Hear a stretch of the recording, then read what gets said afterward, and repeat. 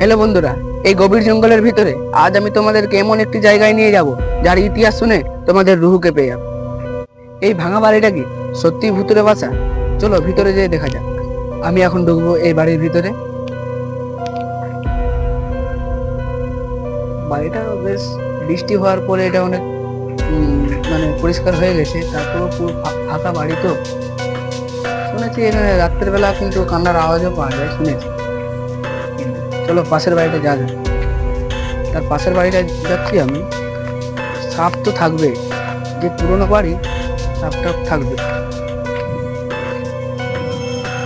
এটা স্যার পাশের বাড়িটা, আর এটা তাদের বাথরুম। হ্যাঁ, এই দেখো এখানে পাখির বাসা আছে।